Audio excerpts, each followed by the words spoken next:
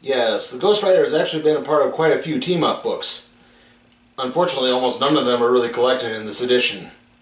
The most prominent Ghost Rider team book would of course be The Champions, which saw Johnny Blaze teaming up with former X-Men members Angel and Iceman, Black Widow, and Hercules to tackle the problems of ordinary people on the West Coast. A concept that was so successful that it lasted for a few issues before becoming just a straight-up superhero versus supervillain book. Though The Champions had a small but devoted cult following, it got cancelled after about 17 issues.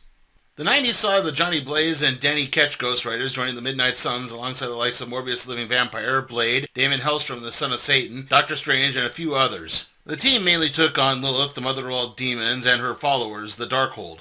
Recently, the Robbie Reyes Ghost Rider played a major part in an Avengers run by writer Jason Aaron that saw it delve into the people who wielded Zarathos, the Spirit of Vengeance, alongside the histories of characters like Odin, and people who held the title of Black Panther and Sorcerer Supreme, as well as people who've held the Phoenix Force. Like I said, none of that is in this collected edition we're doing today. I mean, it came out well before the Avengers stuff, but I still felt the need to address it. Instead, we're looking at appearances where Johnny Blaze would work with other Marvel heroes and groups in the pages of his own comic, or anthologies like Marvel Premiere, or team-up books like Marvel Team-Up or Marvel 2-in-1. This is Ghost Rider Team-Up.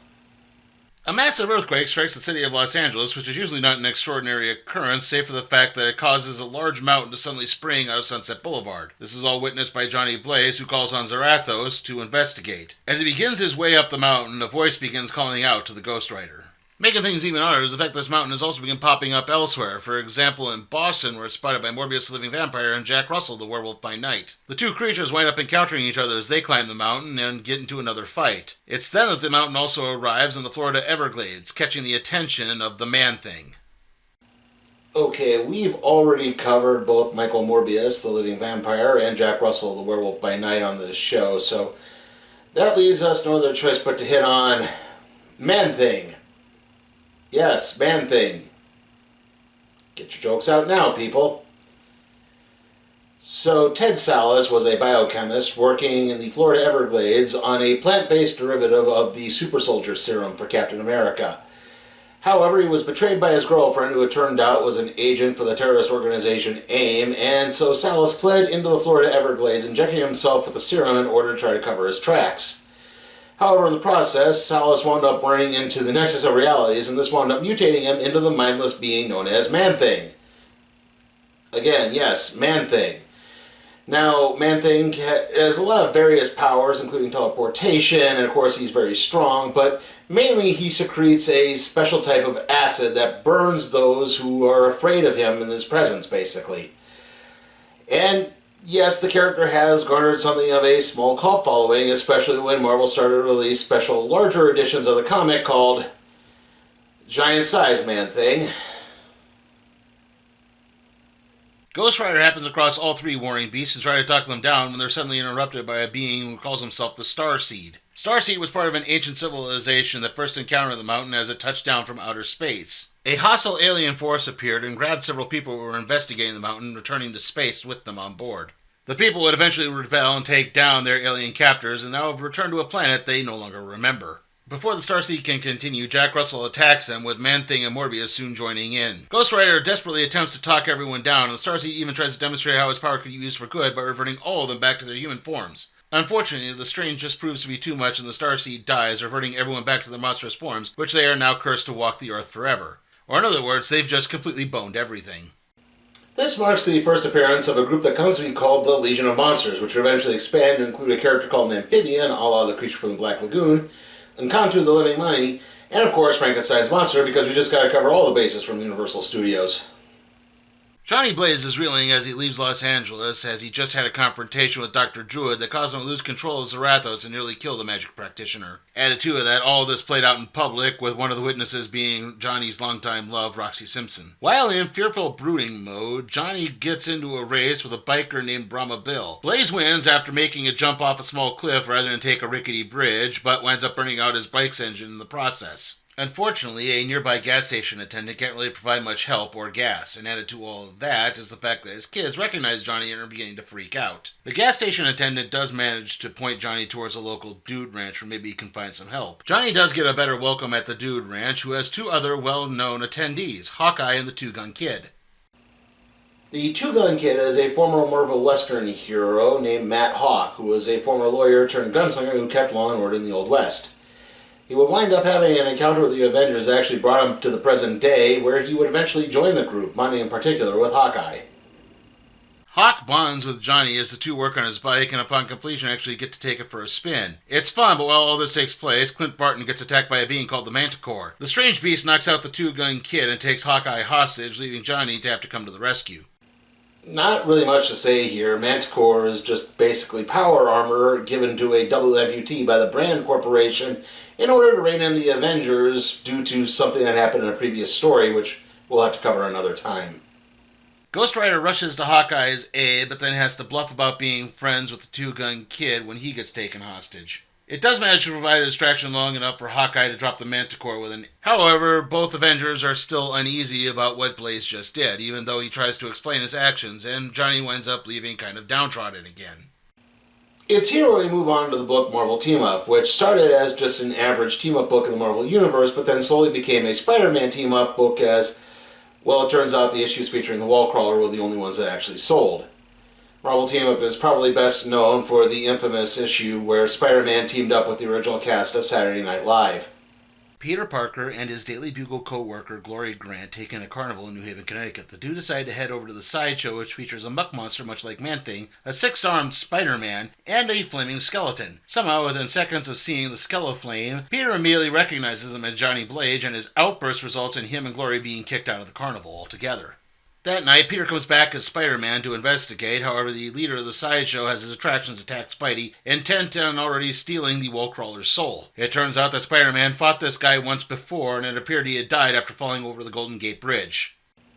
Yeah, this guy is called Moondark the Magician, and after his apparent death in San Francisco, a demon resurrected him to have him walk the earth and collect souls for said demon. On one occasion, Moondark managed to trick Johnny Blaze into trapping his soul in the orb, giving him control over Zarathos. I should point out that the demon in question is not Mephisto, the one who originally bonded Zarathos to Johnny Blaze, thus creating the Ghost Rider. Moondark sends Ghost Rider after Spidey, who doesn't want to hurt Johnny Blaze, so he has no other choice but to give in. However, this is all a trick by Peter Parker to get close enough to Moondark's soul orb and free everyone's soul, including that of Johnny Blaze. Everyone then turns on Moondark, and the demon returns him back to the pits of hell. It's here we actually reach issue number 50 of the Ghost Rider series, which features a major crossover as Johnny Blaze travels back in time to team up with Carter Slade, the original Ghost Rider in the Old West. Now, in order to differentiate and to avoid confusion, Marvel will wind up redubbing him the Knight Rider. A shadowy flight into the dangerous world of a man who does not exist. No. Knight Rider with an N, not a K, which actually will wind up opening an entirely different can of worms, as apparently Marvel did not realize that Knight Rider is a slang term for members of the KKK. This resulted in the character's name being changed a third time to the Phantom Rider. However, I'm just going to wind up calling him either the Ghost Rider of the Old West or Carter Slade. I should point out that issue number 49 of Ghost Rider saw Johnny Blaze defend a newly constructed dam from attacks by a Native American spirit called the Manitou. Blaze wound up thwarting the entity, who then left to go harangue Tony Curtis and Michael and Sarah. Just as things appear to have been dealt with, Blaze finds a native woman standing in front of him. She explains that she's from the Comanche tribe, and the construction of the dam caused their burial grounds to become flooded. So now, the Blaze must undo all the evil he's done by being sent back in time over 100 years, where he sees the old woman de-aged to a younger woman. The next thing Johnny knows, a group of Comanches are bearing down on him. Before he can call upon Zarathos, Johnny is shot with a group of arrows.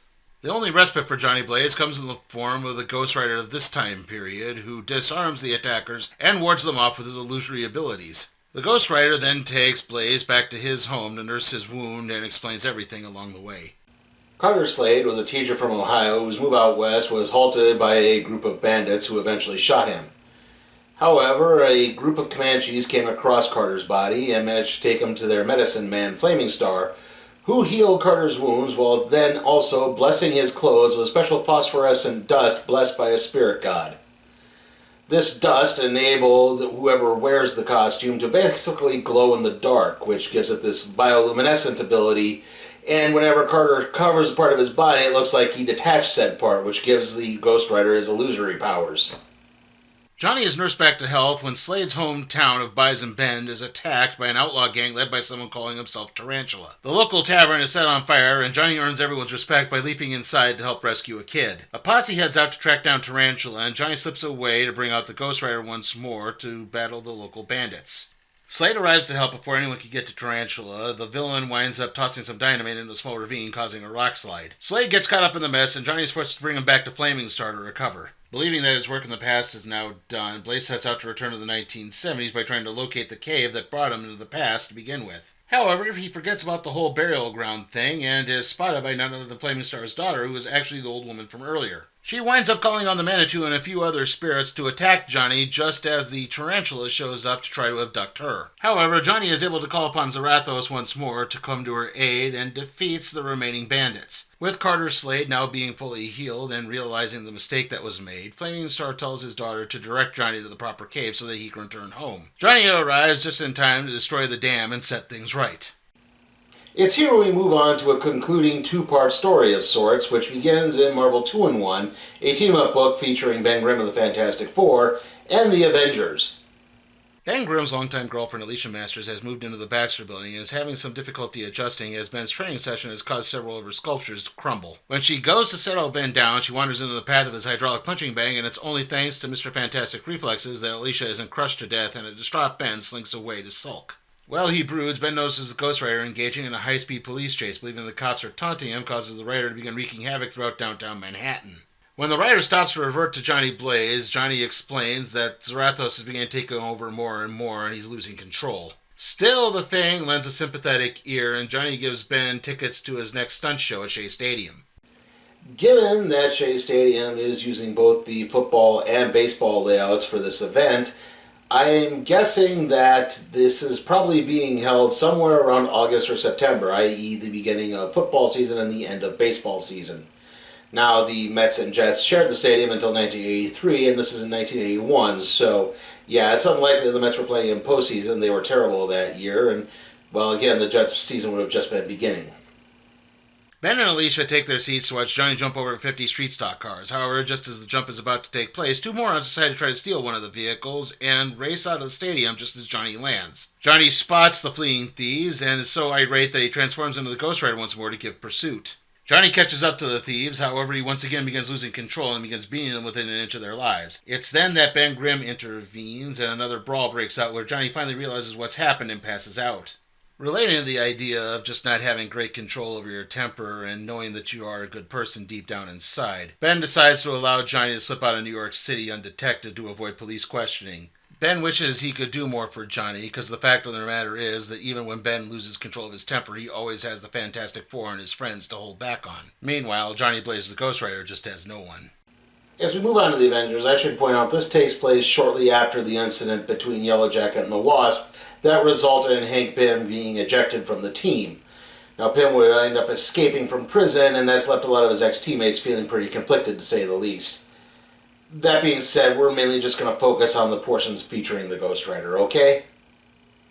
Johnny Blaze continues to sulk over his ever-loosening grip on Zarathos when he spots a sports car shooting down the highway. Incensed, he transforms into the Ghost Rider and takes off after it. Oddly enough, the vehicle is being driven by none other than Blaze's old Champions teammate Warren Worthington III, aka Angel from the X-Men. Unfortunately, the reunion is not particularly joyous, as Blaze causes Warren to crash his car and then challenges him to a wings versus bike race. All in the name of vengeance? The race begins only for it to come to a screeching halt when the Rider blasts Angel with his flames of penance, putting the mutant into a coma. Worthington's girlfriend Candy places a call to the Avengers, hoping to hit up his old X-Men teammate Hank McCoy, the Beast, who unfortunately just left the team a short while ago. Still, the Avengers are interested, and they decide to send a group consisting of Captain America, Thor, Tigra, and Iron Man out to Alkali Plains in New Mexico to investigate. The Avengers' arrival in the small town brings so much attention that barely anyone notices Johnny Blaze fixing up his bike. That is until a kid cosplaying superhero climbs a water tower and winds up falling off. Even though Iron Man beats him with a punch, Blaze becomes a Ghost Rider again and leads the Avengers on a chase throughout the canyons. The fight is very evenly matched, with the Rider even managing to wield Mjolnir temporarily. It's then that Warren Worthington revives and winds up joining the fray. He desperately tries to reason with Johnny long enough for Blaze to eventually regain control of everything. The other Avengers offer help and aid, but Johnny just wishes to be left alone. And that concludes our look at Ghost Rider Team Up. How was it? Well, on the plus side, there is some very consistent artwork throughout all this. I mean, it's very Marvel House style, but again, it's consistent and doesn't really go too far off and wander at its own locations. So, yeah, it's very decent. And to be honest, I think the two issues that involve Ghost Rider teaming with Western characters like the Two Gun Kid and the Old West Ghost Rider are overall pretty fun and enjoyable. Unfortunately, that's really where the praise ends. This book is just really kind of dull. A lot of these stories are just not particularly fun. They're very wheel-spinny. And it seems like, especially when you get into the team-up books, that those writers don't really seem to understand the Ghost Rider. I mean, he's the spirit of vengeance. Not really a lot of vengeance going on in this at all. Like, could you have maybe tried to get a bit of a handle on that? It just doesn't feel right. Like, it's intensely uneven. And again, he's getting tricked into joining a circus. And again, I get the idea that Johnny is losing control of Zarathos at some points, and especially the last two issues. But at the same time, it's like, okay, why is he doing the high-speed car chase in New York City? Why is he challenging Angel to a raid? Like, none of that makes the motif of Ghost Rider or even Zarathos. It's just completely misplaced, and I just don't think they quite got the handle on the character at all. And again, this isn't even the two team-up books with Spider-Man and The Thing. That wasn't even the first time Ghost Rider teamed up with those heroes. Why aren't that in this book? Like, the selection in this is just paltry to say the least. It's bare bones at best. It's so much missing. Again, this is called Ghost Rider Team Up, but there's nothing with the Champions. Nothing with Danny Ketch, nothing with the Midnight Suns. Again, the Danny Ketch and the Midnight Suns ones could have actually pumped this up a little bit. Again, it doesn't all have to be just the stuff from the 70s. It just feels incredibly lackluster and disappointing because of that. It's just, it's really not very good. I mean, I guess if you wanted to see Ghost Rider teaming up with a few heroes, yeah, you get that, but not really much else after that at all. So, again, just really missing parts, uneven overall. I am going to give Ghost Rider Team Up a D. Like I said, it's not entirely bad, but it's just not very good at all. I would only recommend this to maybe the most diehard of Ghost Rider aficionados, and even then, there are other books you can find before this. And with that, let's see what we're doing next time on the Random Trade Review.